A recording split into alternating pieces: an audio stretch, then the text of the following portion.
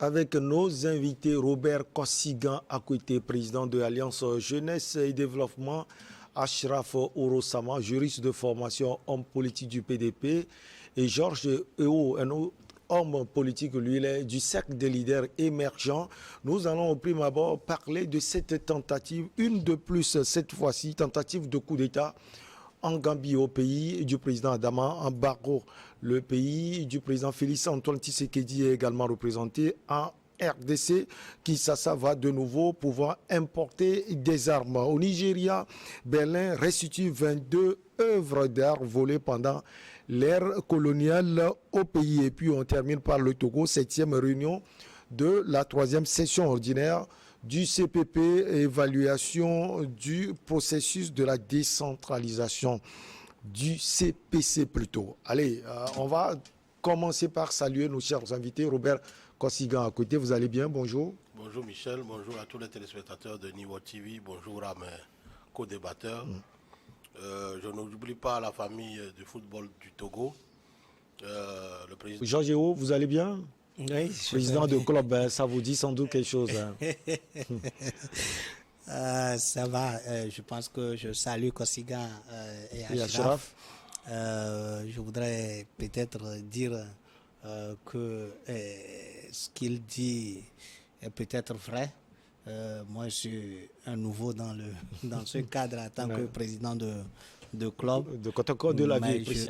Le parti également supporte très bien. Je suis extrêmement ravi de vous retrouver ce matin pour ce débat. J'espère que c'est un engagement citoyen de venir d'édifier la population sur un certain nombre de choses. Moi, j'aimerais...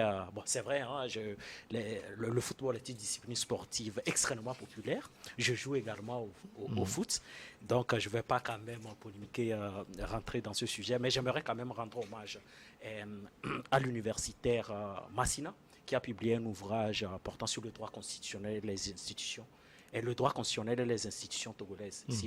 C'était la semaine passée à l'auditorium de l'Université de Lomé. Et j'espère vivement que cette production intellectuelle ou cet ouvrage-là permettra encore d'asseoir notre état de droit parce qu'on en a vraiment besoin. Peut-être la corruption dont souligne tout à l'heure Kossigan à côté au sein de l'armée gambienne. En tout cas, nous allons parler de cette tentative de coup d'État dans ce pays. Le gouvernement de la Gambie a annoncé sur la base de renseignements indiquant que certains soldats de l'armée gambienne complotaient pour renverser le pouvoir, le gouvernement démocratiquement élu du président Adama Barrow. Le haut commandement des forces armées gambiennes a rapidement monté une opération militaire hier et a arrêté 4 soldats liés à cette supposée tentative de coup d'État, a écrit le communiqué du gouvernement. Ashraf Orosama, vous avez des motivations sur ce coup d'État? Oui, non, mais sur les motivations, je crois qu'il est extrêmement difficile de tirer des conclusions définitives parce que c'est une actualité vraiment chaude. Ce qu'il faut savoir, c'est que, vous savez, la plupart des États post-coloniaux, pour reprendre une formule d'un universitaire camerounais, Achille Bembe, les États postcoloniaux souvent souffrent d'un problème quand même assez récurrent. C'est-à-dire que lorsque vous avez un pouvoir qui a expédié les affaires courantes de la République pendant tant d'années, c'est-à-dire l'après, régime est toujours difficile à assumer. C'est-à-dire vous avez des anciens ponts du régime qui sont toujours là et qui ne sont pas du tout prêt à passer la main. Vous voulez parler du régime de Yaya Jammeh, par exemple? Je veux parler du régime de Yaya Jammeh aujourd'hui parce que, quoi qu'on dise, c'est quand même un homme fort de la République gambienne qui a expédié les affaires courantes pendant des années. Donc aujourd'hui, je crois qu'au sein de l'armée, il y a des gens qui lui sont toujours fidèles et qui pensent peut-être dans une démarche utopiste, qui pensent toujours que Yaya Jammeh peut revenir au pouvoir et que c'est une hypothèse qu'il ne faut pas exclure selon eux. Moi, je pense que c'est totalement inadmissible puisque dans un état de droit, si vous voulez évincer un président de la République, je suis désolé, les militaires doivent disons, devenir des civils pour postuler. Dans tous les cas, c'est ce que l'institution sous-régionale et même le droit positif gambien prévoit. Donc, ou bien, par la procédure d'impeachment, je le disais, vous connaissez, ce sont les modalités constitutionnelles de dévolution du pouvoir qui permettent d'évincer un pouvoir. Mais les coups d'État sont totalement inadmissibles. Et je crois qu'aujourd'hui, l'Afrique de l'Ouest est en ébullition. On passe d'un coup d'État à un autre. Donc, je pense que c'est totalement inadmissible. Si on veut vraiment consolider des États de droit à l'échelle continentale, il ne faut pas s'inscrire dans cette démarche-là. Donc, je crois que les réelles motivations de ces gens-là, ce sont des gens qui sont extrêmement nostalgiques,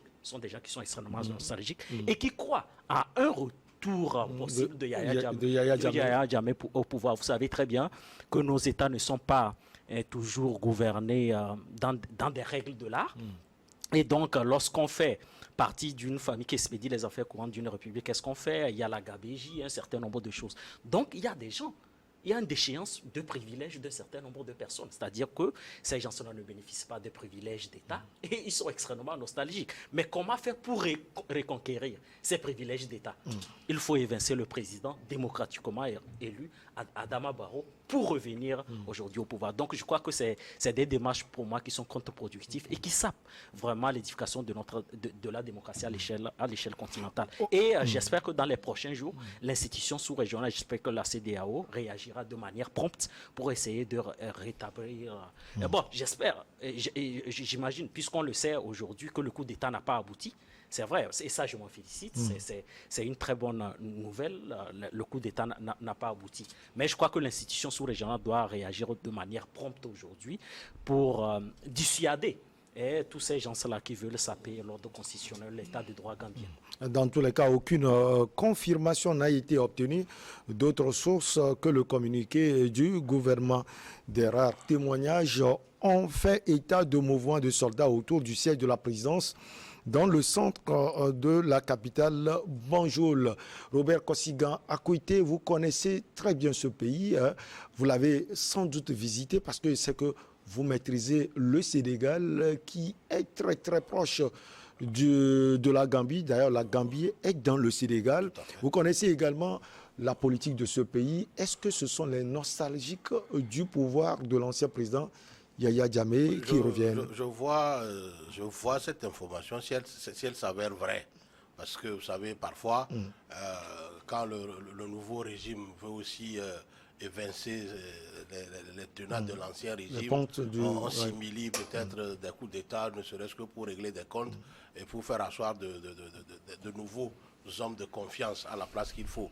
Maintenant, si ça s'avère vrai, je le vois sur deux prismes. Le premier, c'est peut-être suite à cette préparation de procès contre les anciens... Les cadres de Yahya Jammeh, voilà, y compris Yahya Jammeh même, qui ont commis peut-être des exactions et qui doivent être jugés et qui peut-être ne veulent pas peut-être aller au jugement, qui peut-être ont voulu préparer ce coup d'État, ne serait-ce que pour mettre fin au règne d'Adama Barrow et reprendre les choses en main, ou peut-être c'est un coup des narcotrafiquants, parce que n'oubliez pas que la Gambie aussi, comme la Guinée-Bissau, c'est des plaques tournantes de cocaïne, et de stupéfiants. Donc moi je le vois sous deux prismes. Maintenant, comme c'est seul le communiqué du gouvernement que nous avons, il faudra qu'on le prenne avec des pincettes. Soit c'est Adama Barrow qui veut encore rendre plus homogène peut-être son appareil sécuritaire autour de lui, ou c'est vraiment les gens de Yahya Jammeh qui ne veulent pas alors aller rendre gorge au niveau de la justice, ou ce sont les narcotrafiquants qui peut-être n'ont pas de bonnes relations avec l'entourage ou le gouvernement d'Adama Barrow et qui n'arrivent pas à faire circuler la drogue comme il le faisait au temps de Yahya Jammeh. Voilà les prismes sur lesquels moi je vois cette tentative de coup d'État. Effet de contagion, Georges Oo, on sait que cet événement est la dernière tentative de coup de force en date en Afrique de l'Ouest. Depuis 2020, cela a commencé. La récente, c'était en Guinée-Bissau. On l'a vu, hein, heureusement pour le président Umaro Sissoko Embalo. Alors, Georges Oo, qu'est-ce qui peut expliquer cela? Bon, parler d'effet de contagion, je ne saurais le dire. Mais je voudrais qu'on puisse analyser du point de vue de la gestion d'Adama Barrow, parce que je crois qu'il a son deuxième mandat et qu'il a été élu, et je crois aussi que sa gestion a été d'une manière ou d'une autre critiquée par ses détracteurs. L'armée aujourd'hui, on parle de tentative de coup d'État, on ne parle pas de coup d'État parce que ça dit qu'il y a des velléités qui ont été éradiquées et que les enquêtes se poursuivent. Aujourd'hui, je ne veux pas me précipiter pour confirmer ou bien rentrer vite en besogne pour en quelque sorte supporter les propos mais vous êtes homme politique, vous pouvez analyser du gouvernement compte tenu justement de la gestion aussi. Parce que vous savez, parler de tentative de coup d'État, c'est très facile pour un régime en place. Pour un régime en place aussi. Hein. Il est facile de le dire parce que l'homme de Yaya Jammeh, les uns les autres en parlent. Mais moi, je ne vois pas l'homme parce qu'aujourd'hui, l'après Yaya Jammeh est déjà consommé. Et tout le monde sait que Yaya Jammeh ne peut plus revenir dans ce pays-là. Après le premier mandat de 4 ans. Il n'y a pas impossible, hein. Il n'y a pas impossible, mais Yaya Jammeh, non. Peut-être quelqu'un de Yaya Jammeh, de la mouvance Yaya Jammeh, et oui, mais vous savez, entre-temps, ça a été absorbé totalement par, comment vous l'appelez, Adama Barrow, et qui a fait des alliances avec ce parti. Et une grande partie d'ailleurs. Une grande partie. Et donc, aujourd'hui, je pense qu'il faut peut-être parler de ce procès qui se prépare contre ces gens-là en matière de leur gestion et tout ça là. Aujourd'hui, ils peuvent penser qu'en renversant le pouvoir en place, et ça leur permet de ne pas annuler, hein, parce qu'on ne peut jamais annuler, mais peut-être de reporter l'échéance de leur procès. Parce que nul ne peut dire aujourd'hui qu'il peut gouverner un pays de la manière dont il pense et ne pas répondre de ses actes un jour. C'est plus possible aujourd'hui au XXIe siècle.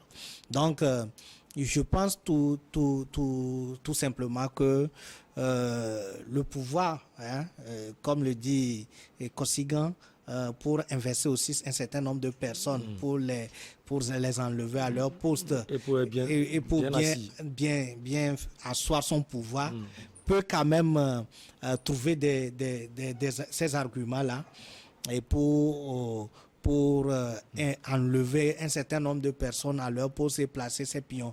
Et le cas Adama aussi n'est pas encore clair pour ce qui concerne ses mandats.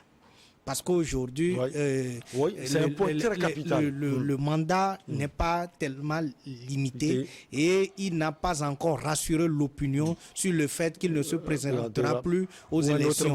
Donc, vous savez, toutes ces choses réunies nous permettent d'être prudents, de recevoir les choses avec pincette et d'analyser, et de faire plutôt de recul et d'analyser profondément pour ne pas tomber dans les pièges d'un troisième mandat qui peut se profiler à l'horizon. Oui, Ashraf Orosama, ce que l'homme politique dit est clair, nostalgique du pouvoir de Yaya Jammeh, c'est presque consommé, hein, surtout quand on voit un certain Macky Sall, le président du Sénégal, à côté. On ne peut pas prendre ce risque, hein, parce qu'il était très opposé à Yaya Jammeh à un moment donné. Oui. Bon, pour moi, c'est une grille de lecture que moi, je ne partage pas. Je crois qu'un président de la République ne doit pas être victime de ce qu'on peut appeler un procès d'intention. Parce qu'on ne peut pas soupçonner un président de la République de faire un troisième mandat et de mettre des injonctions à son égard, de se prononcer sur un éventuel troisième mandat. Pour moi, un président de la République est là. Les dispositions constitutionnelles sont très claires. Si les dispositions constitutionnelles prévoient un mandat renouvelable une seule fois, on s'en tient à ça. Jusqu'alors, ce ne sont que des soupçons. Donc, il n'appartient pas à un président de la République de faire une sortie pour vous dire. Mais je vous rassure. Dans l'espace CEDEAO, on a vu quand même des changements brusques de constitution. Oui, des changements brusques. Oui, on a vu des changements brusques, on a vu des soupçons se confirmer. Voilà. Donc, pour, comment l'appelle-t-on, procéder à ce état de fait, qu'est-ce qu'il faut faire? Il faut une modification constitutionnelle. Et jusqu'alors, je ne crois pas qu'il y a une volonté manifeste d'Adama Barrow. Je lui dis que ce sont des soupçons. Il faut faire très, très attention à ça. Donc, pour revenir à Adama Barrow, comme je l'ai dit, bon, c'est vrai, on peut toujours m'accuser peut-être de la théorie de complot. Mais moi, je dis tout simplement que les caciques du pouvoir n'excluent pas l'hypothèse d'un éventuel retour de Yahya Jammeh. Parce que, vous savez,